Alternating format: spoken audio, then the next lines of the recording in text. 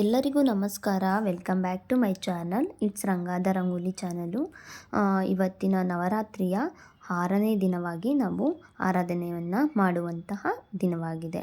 ಈ ಆರಾಧನೆ ಜೊತೆಗೆ ನಾನು ರಂಗೋಲಿಯಲ್ಲಿ ದೇವಿಯನ್ನು ಮೂಡಿಸಿದ್ದೀನಿ. ಬನ್ನಿ ನೋಡ್ಕೊಂಬರೋಣ. ರಂಗೋಲಿ ಜೊತೆಗೆ ಈ ದಿನದ ಮಹತ್ವವನ್ನು ಕೂಡ ಹೇಳ್ತಾ ಇದ್ದೀನಿ. ನಿನ್ನೆ ಕೂಡ ದೇವಿಯನ್ನು ರಂಗೋಲಿಯಲ್ಲಿ ತೋರಿಸಿದೆ. ಬಟ್ ಇವತ್ತು ಬ್ಯಾಕ್ಗ್ರೌಂಡ್ ವೈಟ್ ಕಲರ್ ಕೊಟ್ಬಿಟ್ಟು ದೇವಿಯನ್ನು ಹೇಗೆ ಬರೆಯೋದು ಅಂದ್ಬಿಟ್ಟು ತೋರಿಸ್ತಾ ಇದ್ದೀನಿ. ಫಸ್ಟು ನಾನು ಊದ್ಗಡ್ಡಿಯಲ್ಲಿ ಸ್ಕೆಚ್ ಹಾಕ್ಕೊಂಡು ನಂತರ ಅದಕ್ಕೆ ಕಲ್ಲರ್ನ ಆ್ಯಡ್ ಮಾಡಿದ್ದೀನಿ. ತುಂಬ ಚೆನ್ನಾಗಿ ಬಂದಿದೆ. ನೀವು ಕೂಡ ಪ್ರಯತ್ನ ಮಾಡ್ಬೋದು. ದೇವ್ರ ಮನೆಯಲ್ಲಿ ಈ ರಂಗೋಲಿಯನ್ನು ಹಾಕೊಬೋದು ಅಂತ ಹೇಳ್ತಾ ಬನ್ನಿ. ಇವತ್ತು ನವರಾತ್ರಿಯ 6ನೇ ದಿನ ಕಾತ್ಯಾಯಿನಿ ದೇವಿಯನ್ನು ಆರಾಧನೆ ಮಾಡುವಂತಹ ದಿನವಾಗಿದೆ. ತುಂಬ ವಿಶೇಷವಾಗಿದೆ. ಇದು ಮಹಾಶಕ್ತಿಯ ಯೋಧಿನಿ ರೂಪ ಅಂತಲೇ ಹೇಳ್ಬೋದು ಕಾತ್ಯಾಯಿನಿ ದೇವಿಯನ್ನು. ಇವರು ದುರಿತವನ್ನು ಸಂಹರಿಸುವ ಯೋಧಿನಿ ದೇವಿ ಅಂತ ಕರಿತೀವಿ. ಕಾತ್ಯಾಯಿನಿ ಋಷಿಯ ಆಶ್ರಮದಲ್ಲಿ ಜನಿಸಿದ ಕಾರಣ ಕಾತ್ಯಾಯಿನಿ ಎಂಬ ಹೆಸರು ಬಂದಿದೆ.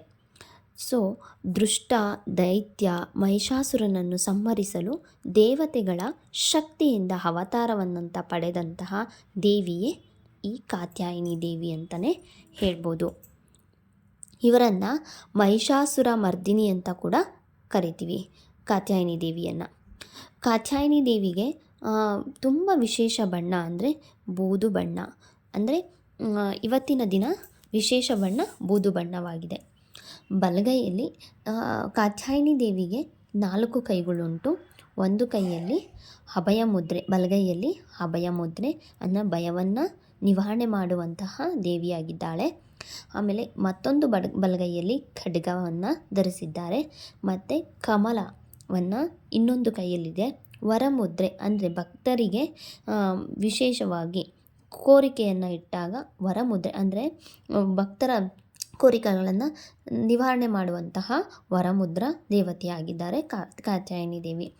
ಕಾತ್ಯಾಯಿನಿ ದೇವಿಯನ್ನು ಪೂಜೆ ಮಾಡೋದ್ರಿಂದ ವೈವಾಹಿಕ ಜೀವನ ತುಂಬ ಸುಖಕರವಾಗಿರುತ್ತೆ ಅಂತಲೇ ಹೇಳ್ಬೋದು. ಮತ್ತು ಯಾರೆಲ್ಲ ಇನ್ನೂ ಮದುವೆ ಆಗಿಲ್ಲ ಅಂದರೆ ಅವಿವಾಹಿತರು ತುಂಬ ಉತ್ತಮವಾದ ಪತಿ ಪ್ರಾಪ್ತಿಗಾಗಿ ವಿಶೇಷವಾಗಿ ಈ ದಿನ ಕಾತ್ಯಾಯಿನಿ ದೇವಿಯನ್ನು ಪೂಜೆ ಮಾಡ್ತಾರೆ. ಅದರಿಂದ ಸಾಕಷ್ಟು ಫಲ ಉಂಟಾಗುತ್ತೆ ಅನ್ನೋದು ಪ್ರತೀತಿ ಇದೆ. ಕಾತ್ಯಾಯಿನಿ ದೇವಿಯನ್ನು ಪೂಜೆ ಮಾಡೋದ್ರಿಂದ ಕುಟುಂಬದಲ್ಲಿ ಸದಾ ಶಾಂತಿ, ಆರೋಗ್ಯ ಮತ್ತು ಸಂತೋಷ ಎಲ್ಲ ದೊರಕುತ್ತೆ.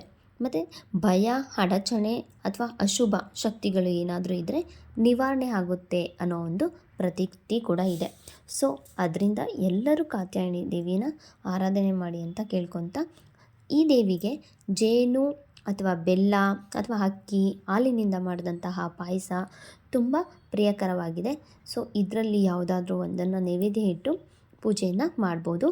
ಈ ದೇವಿಯನ್ನು ಪೂಜೆ ಮಾಡಬೇಕಾದ್ರೆ ಓಂ ದೇವಿ ಕಾತ್ಯಾಯಿನಿಯೇ ನಮಃ ಅಂತ ಹೇಳಿಬಿಟ್ಟು ಪೂಜೆ ಮಾಡೋದ್ರಿಂದ ತುಂಬ ವಿಶೇಷ ಅಂತಲೇ ಹೇಳ್ಬೋದು. ಇವತ್ತು ಬೂದು ಬಣ್ಣ ಆಗಿರೋದ್ರಿಂದ ಕಲ್ಲರು ಇವತ್ತು ಬೂದು ಬಣ್ಣ ಆಗಿದೆ. ಸೊ ಇವತ್ತು 6ನೇ ದಿನ ಪೂರೈಸಿದ್ದೀವಿ ನವರಾತ್ರಿಯಲ್ಲಿ ಅಂತಲೇ ಹೇಳ್ಬೋದು. ಇನ್ನೂ 3 ದಿನಗಳ ಬಾಕಿ ಇದೆ. ನೆಕ್ಸ್ಟ್ ವಿಡಿಯೋದಲ್ಲಿ ಅದ್ರ ಬಗ್ಗೆ ಎಕ್ಸ್ಪ್ಲೈನ್ ಮಾಡ್ತೀನಿ. ಈ ರಂಗೋಲಿ ಮತ್ತು ನನ್ನ ಈ ಒಂದು ಮಾಹಿತಿ ಯಾರಿಗೆಲ್ಲ ಇಷ್ಟ ಆಗಿದೆಯೋ ಪ್ಲೀಸ್ ಸಬ್ಸ್ಕ್ರೈಬ್ ಮಾಡ್ಕೊಳ್ಳಿ ಮತ್ತು ವಿಡಿಯೋನ ಪೂರ್ತಿಯಾಗಿ ನೋಡಿ ಲೈಕ್ ಮತ್ತು ಕಮೆಂಟ್ಸ್ ಮುಖಾಂತರ ನಿಮ್ಮ ಅಭಿಪ್ರಾಯನ ತಿಳಿಸಿ ಅಂತ ಕೇಳ್ಕೊತಾ ಇದ್ದೀನಿ. ನೋಡಿ, ಇವಾಗ ಸಿಂಧೂರ ಆಗಿದೆ ಮತ್ತು ಹಣೆ ಉಬ್ಬು, ಕಣ್ಣು ಆಗಿದೆ, ಮೂಗು ಮತ್ತು ಇವಾಗ ಬಾಯಿನ ಬರಿತಾ ಇದ್ದೀನಿ. ತುಂಬ ಬ್ಯೂಟಿಫುಲ್ಲಾಗಿ ಬಂದಿದೆ. ಪೂರ್ತಿಯಾಗಿ ನೋಡಿದ್ರೆ ನಿಮಗೆ ಒಂದು ಕ್ಲಾರಿಟಿ ಸಿಗುತ್ತೆ ಅಂತಲೇ ಹೇಳ್ಬೋದು. ಅಂದರೆ ದೇವಿಯ ಸ್ವರೂಪನ ಬಿಡಿಸೋದು ಅಷ್ಟು ಈಸಿ ಅಲ್ಲ. ಬಟ್ ನಂದೊಂದು ಸಣ್ಣ ಪ್ರಯತ್ನ ಒಂದು ತಕ್ಕ ಮಟ್ಟಿಗೆ ಬಿಡಿಸಿದ್ದೀನಿ ಅಂತಲೇ ಹೇಳ್ಬೋದು. ತುಂಬ ಚೆನ್ನಾಗಿ ಬಂತು. ನನಗಂತೂ ಚೆನ್ನಾಗಿ ಬಂದಿದೆ ಅನ್ನಿಸ್ತು. ನಾನು ಏನು ಹೇಳೋದು ಅಂದರೆ ರಂಗೋಲಿಯಲ್ಲಿ ನೋಡೋದಕ್ಕೂ ಮತ್ತು ಡೈರೆಕ್ಟಾಗಿ ನೋಡೋದಕ್ಕೂ ತುಂಬ ಡಿಫ್ರೆನ್ಸ್ ಇದೆ. ಮತ್ತು ಇನ್ನೊಂದು ಏನಂದರೆ ನಾನು ವಿಡಿಯೋ ಮಾಡೋದು ಮೊಬೈಲಲ್ಲಿ ಆಗಿರೋದ್ರಿಂದ ಅಷ್ಟು ಕ್ಲಾರಿಟಿ ಸಿಗೋದಿಲ್ಲ. ಬಟ್ ತುಂಬ ಚೆನ್ನಾಗಿ ಬಂದಿದೆ ಅಂತಲೇ ಹೇಳ್ಬೋದು. ನೋಡಿ, ಇದರಲ್ಲಿ ಬ್ಲ್ಯಾಕು ಮತ್ತು ಕೆಂಪು ಬಣ್ಣವನ್ನು ಯೂಸ್ ಮಾಡಿ ಬ್ಯಾಕ್ಗ್ರೌಂಡ್ ವೈಟ್ ಕಲರ್ನ ಕೊಟ್ಟಿದ್ದೀನಿ. ತುಂಬ ಚೆನ್ನಾಗಿ ಕಾಣಿಸ್ತಾ ಇದೆ.